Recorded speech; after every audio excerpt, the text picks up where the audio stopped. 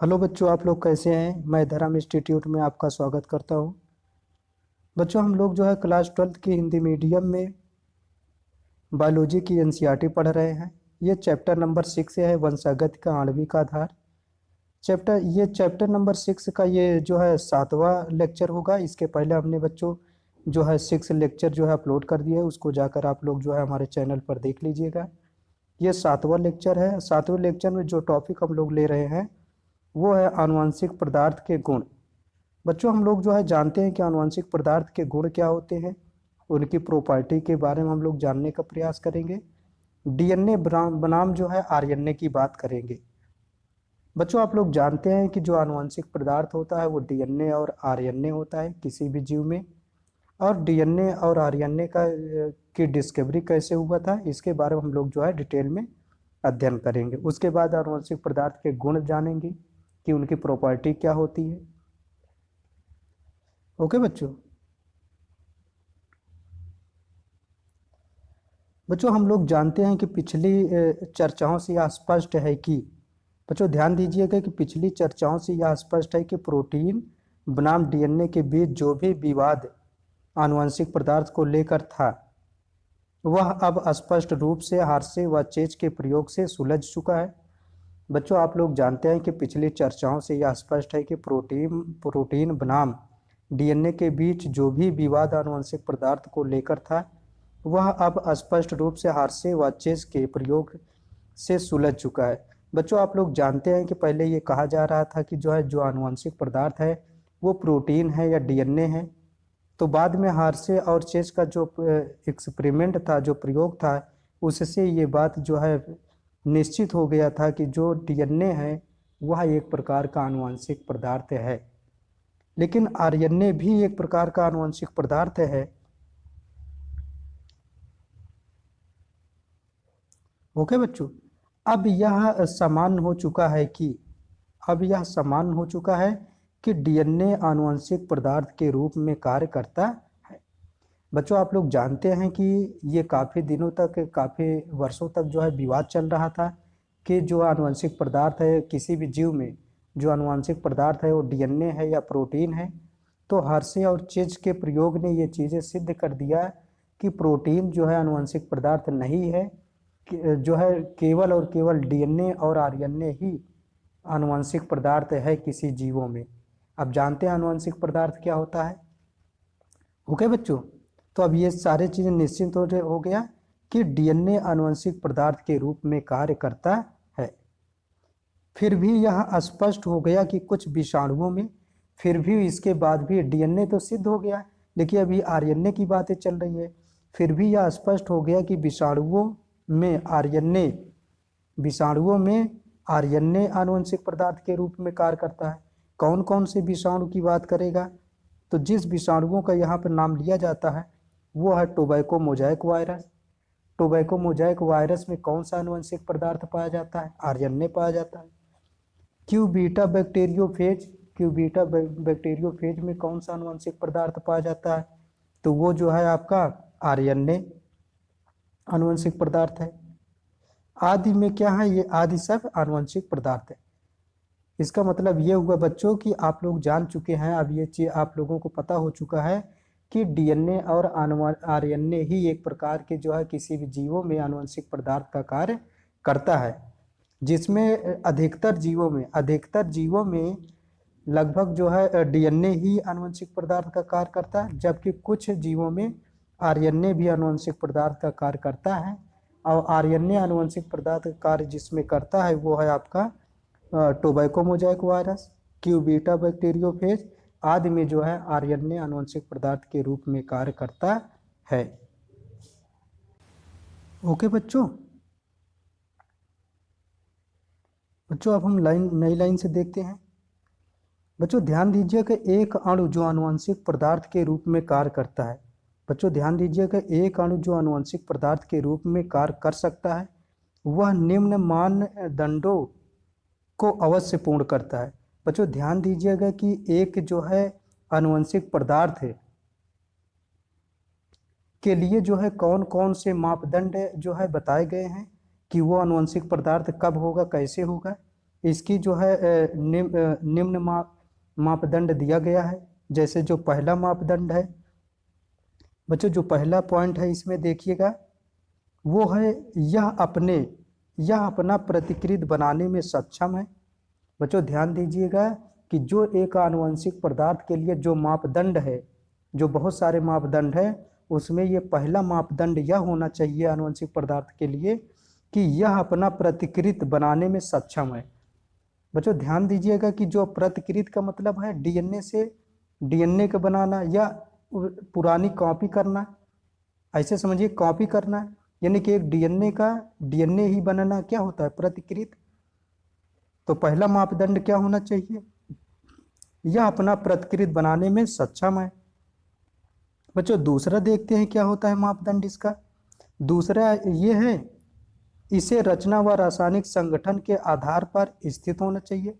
बच्चों दूसरा पॉइंट यह होना चाहिए कि इसे रचना व रासायनिक संगठन के आधार पर स्थिर होना चाहिए। ओके बच्चों। तीसरा पॉइंट क्या है, तीसरा पॉइंट यह होना चाहिए कि इनमें धीमे परिवर्तनों की संभावना होती है। बच्चों ध्यान दीजिएगा कि इसमें धीमे परिवर्तनों की संभावना होती है जो विकास के लिए आवश्यक है। इसका मतलब यह है कि जो आनुवंशिक पदार्थ है उसमें जो है धीमे परिवर्तनों की संभावनाएं होती है जो कि उसके विकास के लिए बहुत ही आवश्यक है। और यहाँ पे धीमे परिवर्तन कैसे होगा, उत्परिवर्तन कहा जा सकता है। उत्परिवर्तन का मतलब उस किसी भी जीव के उसके जीन में या वंशागत में या क्रोमोसोम्स में अचानक चेंज होना ही क्या है, उत्परिवर्तन कहलाता है। तो बच्चों चौथा पॉइंट क्या है, चौथा पॉइंट हम लोग देखते हैं। चौथा पॉइंट क्या है, इसे स्वयं मेंडल के लक्षणों के अनुरूप अभिव्यक्ति होना चाहिए। बच्चों किसी भी जीव में जो आनुवंशिक पदार्थ होता है उसके जो मेन लक्षण है वो आनुवंशिक पदार्थ कब हम शो करेंगे, इसे स्वयं मेंडल के लक्षण के अनुरूप क्या होना चाहिए, अभिव्यक्त होना चाहिए। ये भी एक प्रकार के जो आनुवंशिक पदार्थ के लिए जरूरी है। ओके बच्चों। बच्चों आप लोग ध्यान दीजिएगा। बच्चों यदि अगर ये वीडियो आप लोगों को अच्छा लग रहा हो तो हमारे चैनल को आप लोग सब्सक्राइब कर लीजिए। अपने दोस्तों के पास जो है इस वीडियो को आप सेंड कर दीजिए या शेयर कर दीजिए और हमारे इस वीडियो को जो आप लोग जो है लाइक कर दीजिए। ओके बच्चों। बच्चों अब हम लोग जो है ध्यान देते हैं, यदि कोई क्षार युग्मन पूर्णता के सिद्धांत को ध्यान में, यदि कोई क्षार युग्मन की बात करें उसके जो सिद्धांत को अगर ध्यान में रखते हुए परीक्षण करता है तब वह पाएगा कि दोनों न्यूक्लिक अम्लों में स्वयं प्रतिकृत की क्षमता होती है। बच्चों ध्यान दीजिएगा कि यदि कोई क्षार युग्मन के आधार पर इसका परीक्षण करता है तो वह पाएगा कि ये दोनों एक प्रकार के न्यूक्लिक अम्ल हैं। और न्यूक्लिक अम्ल में जानते हैं आप लोग जो दो प्रकार के आनुवंशिक पदार्थ है, एक डीएनए आनुवंशिक पदार्थ है, एक आरएनए आनुवंशिक पदार्थ है। क्यों ये दोनों जो आनुवंशिक पदार्थ है, क्योंकि इसमें स्वयं की प्रतिकृत की क्षमता बहुत अधिक होती है। ओके बच्चों। सजीव तंत्र के अन्य अणुओं में जैसे प्रोटीन स्वयं प्रथम मापदंड को जो है पूर्ण करने में असफल रहा है। बच्चों ध्यान दीजिएगा कि जो प्रोटीन है वो पहले ही मापदंड को पूर्ण करने में क्या हो गया, असफल हो गया। इसका मतलब यह हुआ कि प्रोटीन जो है आनुवंशिक पदार्थ का कार्य नहीं कर सकता है। ओके बच्चों।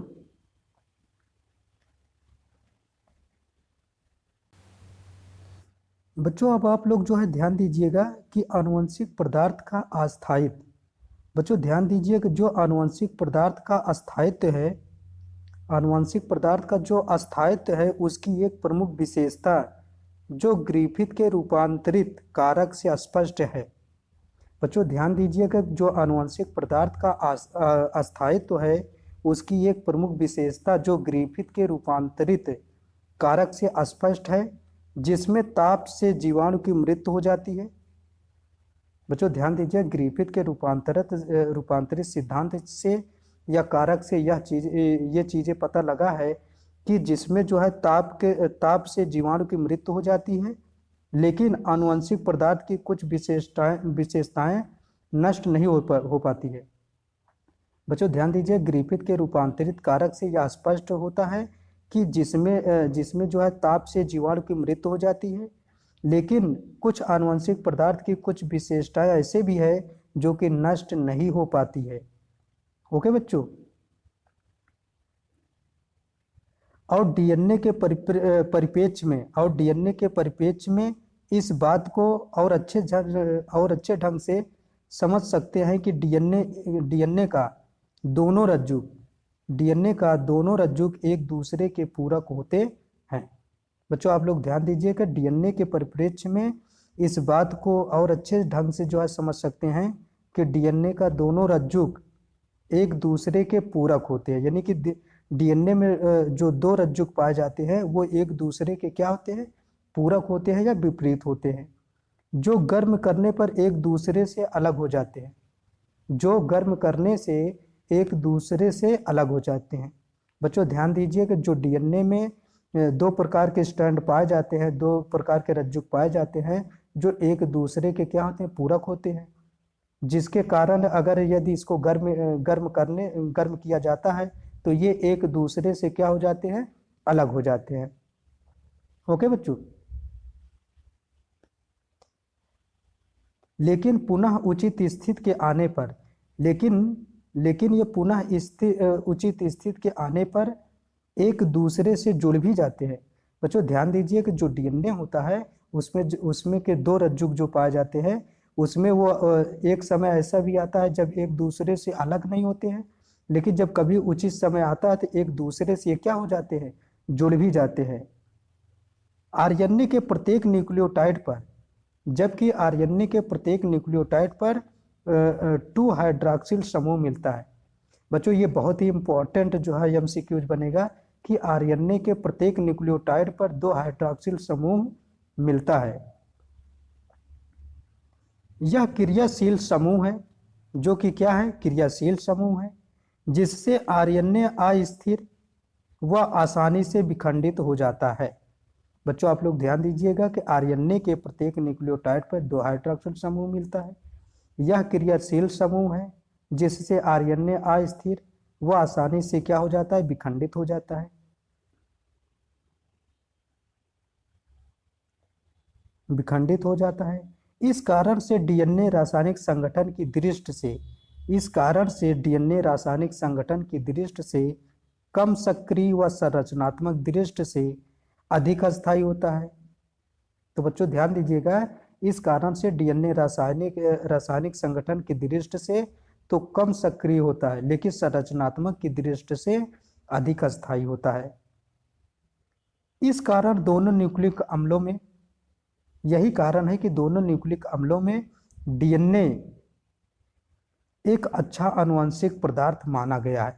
यही कारण है बच्चों कि जो डीएनए होता है एक आनुवंशिक पदार्थ, एक बहुत ही अच्छा आनुवंशिक पदार्थ माना गया है।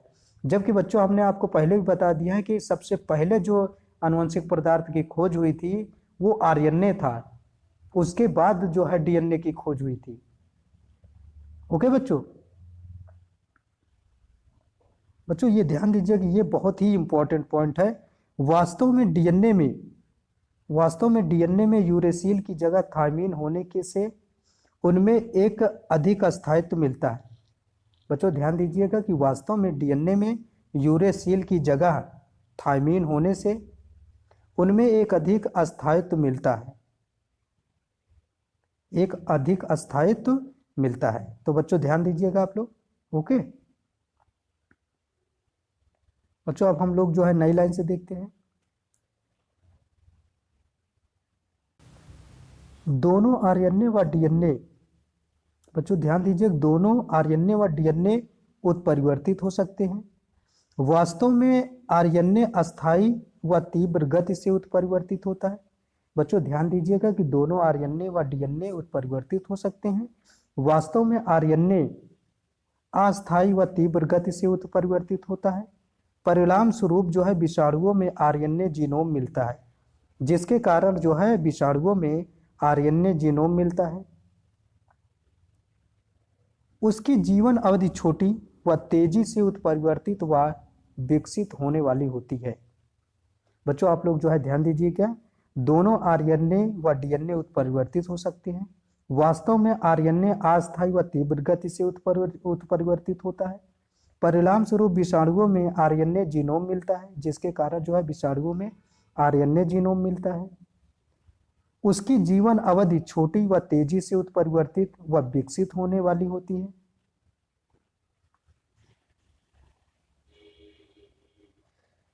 आरएनए प्रोटीन संश्लेषण के लिए, बच्चों ध्यान दीजिएगा कि जो आरएनए होता है वो प्रोटीन संश्लेषण के लिए सीधे कूट लेखन करते हैं। बच्चों ध्यान दीजिएगा, जो आरएनए प्रोटीन है, आरएनए प्रोटीन संश्लेषण के लिए सीधे कूट लेखन करते हैं, इसलिए वे आसानी से लक्षण व्यक्त करते हैं। बच्चों ये लाइन बहुत ही इंपॉर्टेंट है कि जो आरएनए प्रोटीन है, आरएनए प्रोटीन संश्लेषण के लिए सीधे कूट लेखन करते हैं, इसलिए वे आसानी से लक्षण व्यक्त करते हैं। डीएनए प्रोटीन संश्लेषण के लिए डीएनए पर निर्भर है। बच्चों ध्यान दीजिए कि जो डीएनए होता है वो प्रोटीन संश्लेषण के लिए डीएनए पर निर्भर है। ओके बच्चों,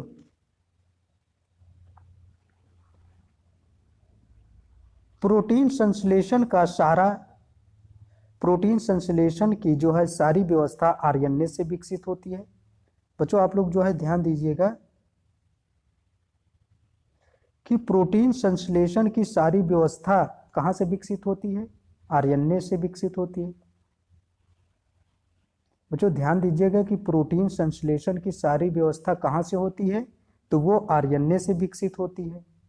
उपरोक्त चर्चाओं से यह स्पष्ट है कि दोनों डीएनए व आरएनए आनुवंशिक पदार्थ के रूप में कार्य करते हैं। बच्चों आप लोग अब समझ चुके हैं, 100% आप लोग को समझ चुके हैं कि दोनों जो है डीएनए और आरएनए जो है आनुवंशिक पदार्थ के रूप में कार्य करते हैं। डीएनए के अधिक अस्थायी होने से बच्चों ध्यान दीजिएगा, डीएनए के अधिक अस्थायी होने से वह आनुवंशिक सूचनाओं के संचय हेतु सबसे उपयोगी है। आनुवंशिक सूचनाओं के संचय हेतु सबसे उपयोगी कौन है? डीएनए है। आनुवंशिक सूचनाओं के स्थानांतरण हेतु आरएनए उपयुक्त है। बच्चों ध्यान दीजिएगा कि आनुवंशिक सूचनाओं के संचय हेतु सबसे उपयोगी कौन है? डीएनए है, जो कि बहुत अधिक अस्थायी है। आनुवंशिक सूचनाओं के स्थानांतरण के लिए बात आएगी, स्थानांतरित कौन करेगा? वो आरएनए करेगा। बच्चों हमने आपको बताया था सेंट्रल डॉग्मा को क्या होता है। सेंट्रल डॉग्मा में कई प्रोसेस थे। जैसे पहली प्रोसेस अगर देखें, डीएनए का डीएनए से बनना क्या कहलाता था? प्रतिलिपि कहलाता था। डीएनए से एमआरएनए का बनना क्या कहलाता था? वो ट्रांसक्रिप्शन कहलाता था। एमआरएनए से प्रोटीन का बनना ट्रांसलेशन कहलाता था या ट्रांसडक्शन कहलाता था। और एमआरएनए से डीएनए का बनना रिवर्स ट्रांसक्रिप्शन कहलाता था। ओके बच्चों, तो बच्चों आज हम लोग जो है वीडियो को यहीं तक रोकते हैं। बच्चों अगर वीडियो अच्छा लगा हो तो आप लोग जो है हमारे चैनल को सब्सक्राइब कर लीजिए, अपने दोस्तों के पास शेयर कर दीजिए और लाइक भी कर लीजिए वीडियो को। ओके बच्चों, थैंक यू।